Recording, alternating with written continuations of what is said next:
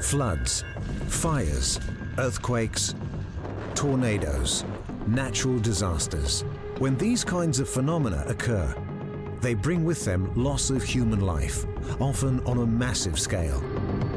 Tragic environmental devastation, plus destruction and hardship to spare.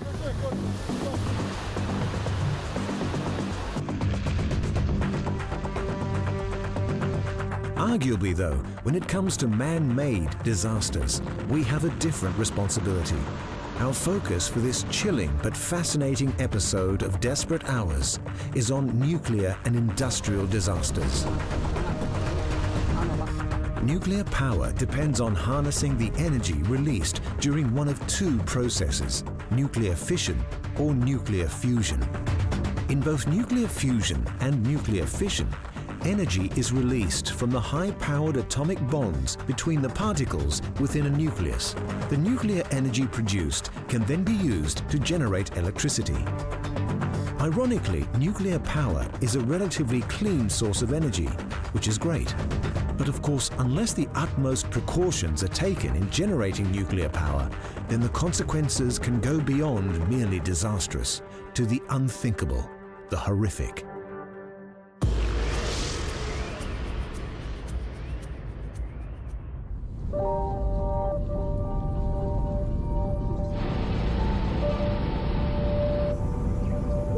Fukushima, Japan, March 11, 2011. It was then that a terrible earthquake, followed by a tsunami, triggered a fault at the Fukushima Daiichi nuclear power plant to create one of the worst nuclear disasters of our times.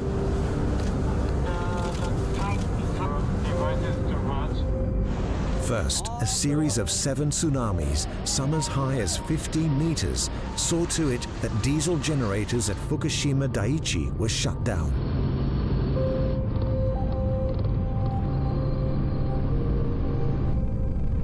Floodwater swamped the generators, causing them to fail. The reactors began to heat up.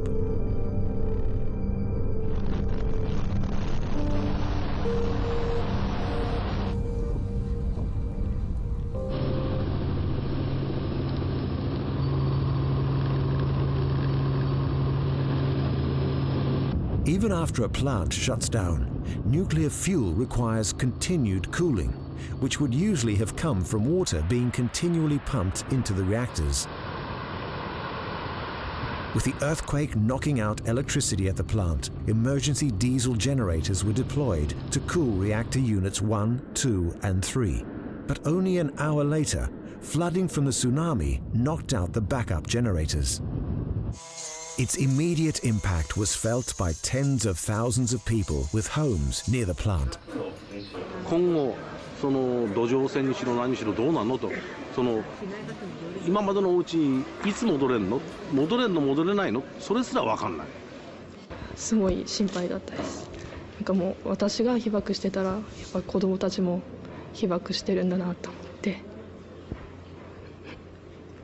子供たちの方が大事だったんで。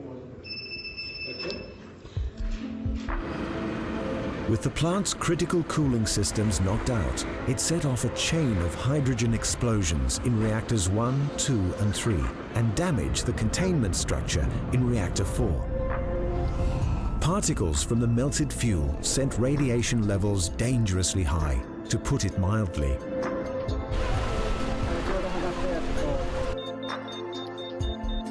According to the Japanese Nuclear and Industrial Safety Agency, the amount of radioactive cesium that spilled into the atmosphere was equivalent to 168 Hiroshima bombs. It must be said, the efforts of workers at the plant to contain the disaster were nothing short of heroic.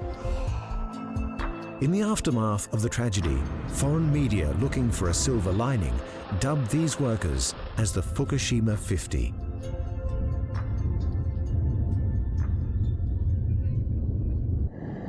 なるべく線量を下げなければいけないということだと思いますけど、ちょっとその技術的な問題もあるという話だったんで、そこのところはよく話を聞いてですね、なるべく効率的に、そして線量も多く下げれるようにということを考えていきたいと思っています。 And in 2013, the Tokyo Electric Power Company admitted that some 300 tons of radioactive water per day was still leaking from the Daiichi nuclear power plant. Nuclear power has been with us now for 70 years. It was developed during wartime. World War II, to be precise. With the war dragging on in Europe and Asia, there was an arms race going on, the likes of which we have never seen before. The Germans had the edge on atomic power until the early 40s, when a nuclear development program called the Manhattan Project got underway in the US. Top secret, but backed to the hilt by the government, the Manhattan Project's goal was the development of the atom bomb. Most of the critical research and development took place at a purpose-built facility in the new infamous Los Alamos, New Mexico. 5, 4, 3, 2, 1, fire.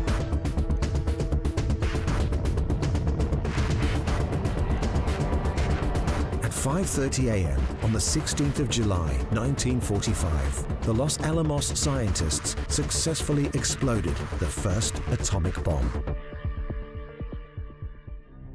Robert Oppenheimer, Enrico Fermi, and their team had unleashed the staggering power of atomic reaction in a way their predecessors could only theorize about.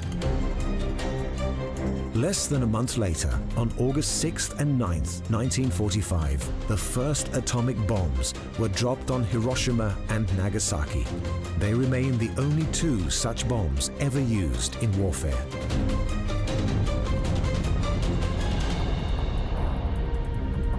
Nuclear testing, however, went on for decades, such as the 1950s, when this footage was taken over the Pacific of an atom bomb detonated at Enweteka Atoll.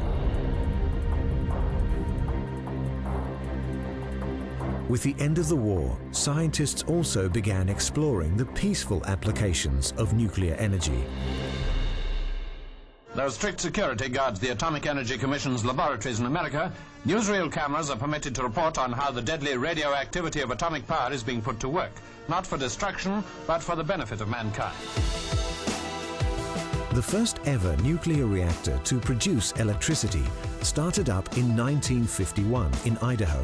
The experimental breeder reactor was admittedly very small, but within a few years, the first commercial nuclear plants had begun supplying electricity to the US, Russia, Japan, the United Kingdom, and others.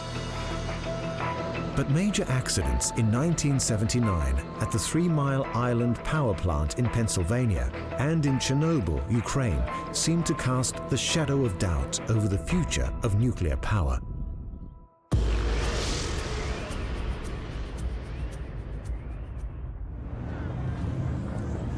The very name Chernobyl has become a byword for disaster. Not surprising, especially when you take into account that 10 times more radiation was actually released at Chernobyl than in Fukushima. It happened during a routine reactor systems test on April 26, 1986. A sudden and obvious unexpected surge of power destroyed Unit 4 of the Soviet-era nuclear power plant. In the destruction and the fire which ensued, enormous amounts of radioactive material were released into the environment. Just as at Fukushima, there were desperate, concerted efforts to contain the situation.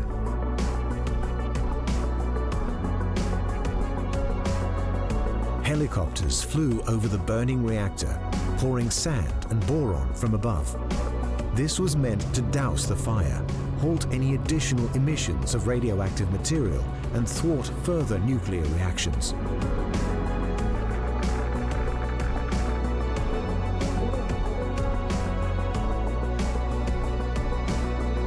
They also cut down and buried around a square mile of pine forest in the surrounding area to reduce contamination in the vicinity.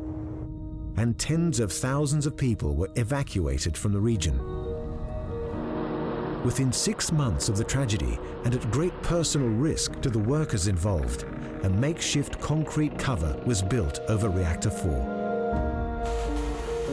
The purpose of the so-called Chernobyl sarcophagus was, of course, to protect the environment, which was hoped it would do for decades to come. At an emergency meeting of the International Atomic Energy, Soviet officials presented their initial accident report. They estimated that radioactivity from Chernobyl would cause over 25,000 deaths over the following 70 years.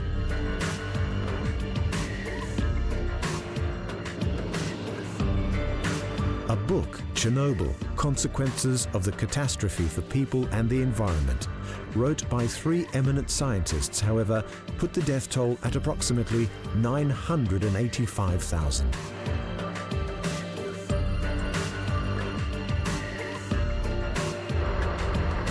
Directly after the meltdown, Soviet authorities sealed off the power plant within a 30-kilometer radius.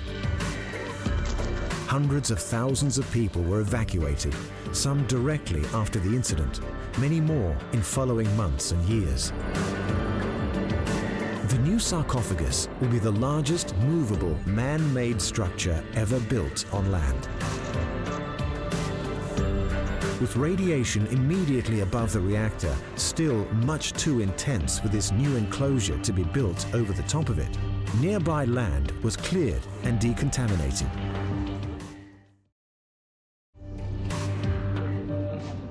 Новый безопасный конфайнмент должны построить в 2015 году. Поэтому всех в 2015 году приглашаю сюда на площадку, чтобы посмотреть, как уже арка будет построена. However, these kinds of massive engineering works often encounter bumps in the road. The revised date for its completion is now November 2017. The IAEA doesn't actually keep a complete database of all the nuclear accidents to date. In 2011, however, The Guardian newspaper compiled a list of 33 serious incidents at nuclear power plants dating back to 1952. But nuclear power doesn't need to be involved for an industrial accident to have tragic consequences on an epic scale. A natural disaster, such as a volcano or earthquake, is something we have little to no control over. Safety in the workplace and care for the environment are a different story.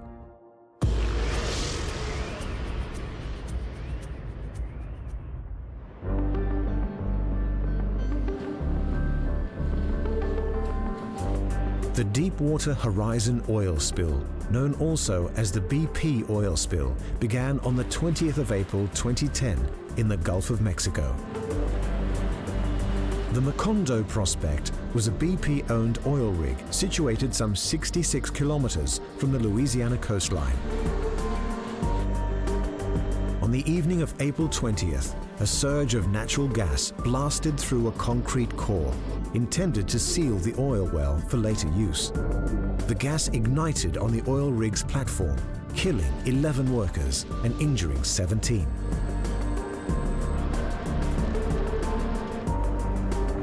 On the morning of the 22nd, the entire rig capsized and sank. As it did, the the so-called riser was ruptured. This critical piece of hardware is the pipe which connects an oil rig to an offshore oil well. With that, oil began to discharge into the Gulf of Mexico at an alarming rate. And indeed, this was to become the largest marine oil spill of all time. BP executives initially claimed the volume of oil escaping the damaged well was around 1,000 barrels per day. But US government officials claimed that the leak was more like 60,000 barrels of oil per day. Under intense but quite justifiable pressure from the US government, the local population, as well as environmentalists, and indeed the watching world, BP tried to seal the leak in various ways. First, the supposedly infallible blowout preventer malfunctioned. A containment dome in May didn't work either. A method called top kill, in which mud is drilled and pumped into the well, also failed to stem the flow. Eventually, a method called bottom kill was deployed, which involved pumping cement into the leaking well via 2 relief wells.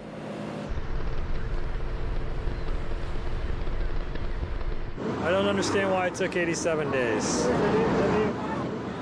It affects our whole economy and our ecology. Well, it's about time. We should have had a backup plan from day one.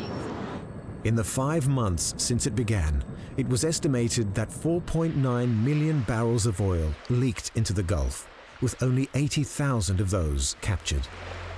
It is hardly surprising then to say that the leak's environmental impact was catastrophic. Incalculable numbers of fish and thousands upon thousands of birds, mammals, and sea turtles were plastered with oil. Heartbreaking pictures of these bedraggled and ailing animals flashed around the world. In 2014, a New Orleans district judge ruled that BP's gross negligence was chiefly responsible for the disaster, calling their conduct reckless.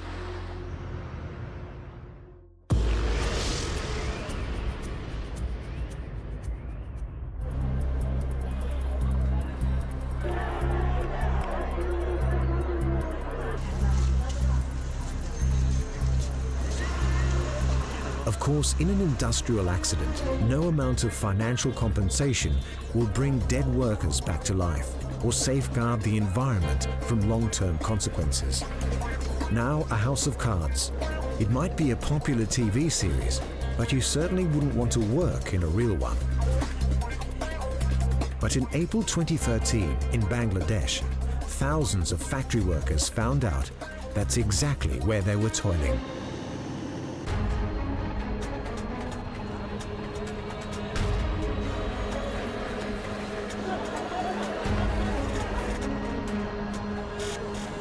বাঁচান ভাই, অনুরোধ লাগে ভাই, আমি বাঁচতে চাই ভাই, আমি বাঁচতে চাই, খুব কষ্ট হচ্ছে ভাই, খুব কষ্ট হচ্ছে, আমার লিরোহরের 2টা বাচ্চা আছে ভাই, ছোট ছোট ভাই।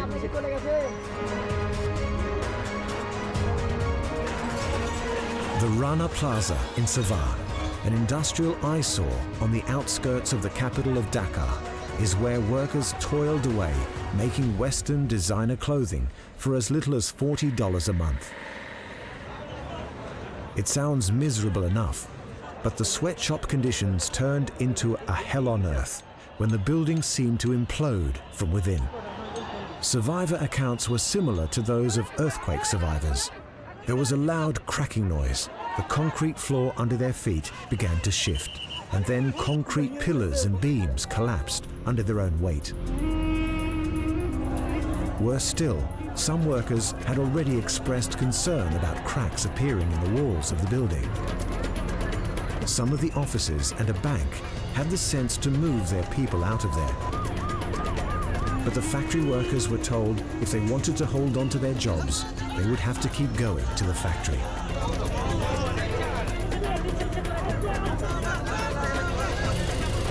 আজকে সকালবেলা উঠতে চাই নাই, আমাকে সবাই উঠাইছে, কোনো সমস্যা নাই। যে 8:40 বাজে এমনি বিল্ডিং দাইবা গেছে নিচের দিকে, আমরা যে মেশিন দিয়ে উঠবো সেই শক্তিটা আমরা পাই নাই, নিচের দিকে দাইবা গেছে। The search for the dead ended a month later, with a death toll of 1,129. Over 2,500 people were pulled out alive from the wreckage. The collapse has gone on record as one of the deadliest disasters in the history of the garment industry.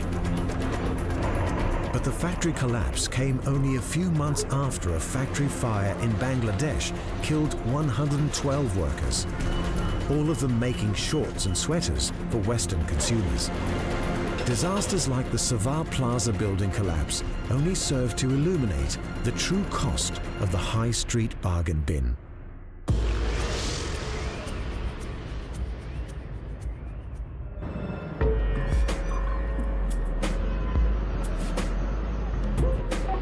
Over 30 years after it occurred, the Bhopal gas disaster is still considered the worst industrial accident of all time.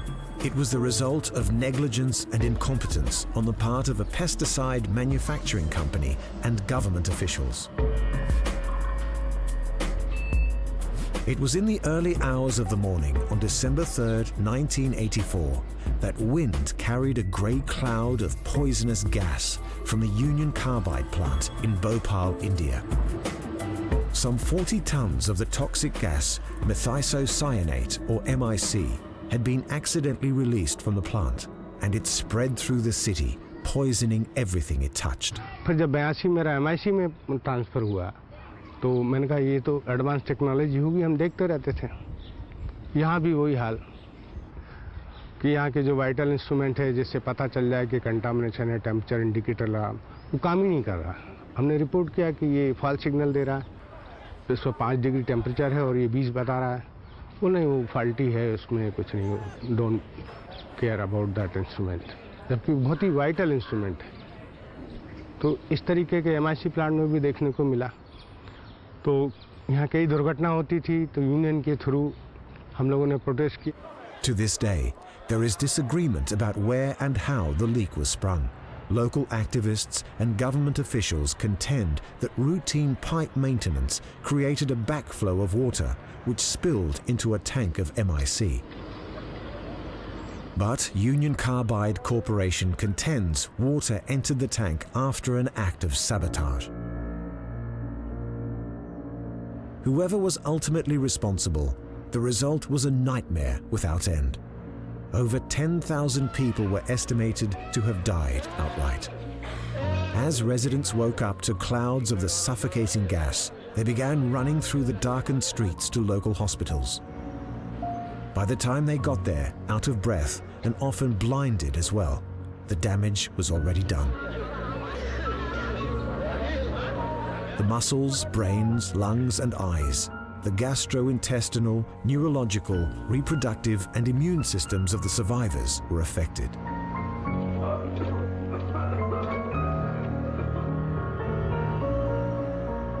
On the morning following the leak, the Bhopal streets near the gas plant were like a scene from a horror film, with the difference that the carnage and devastation was all too real.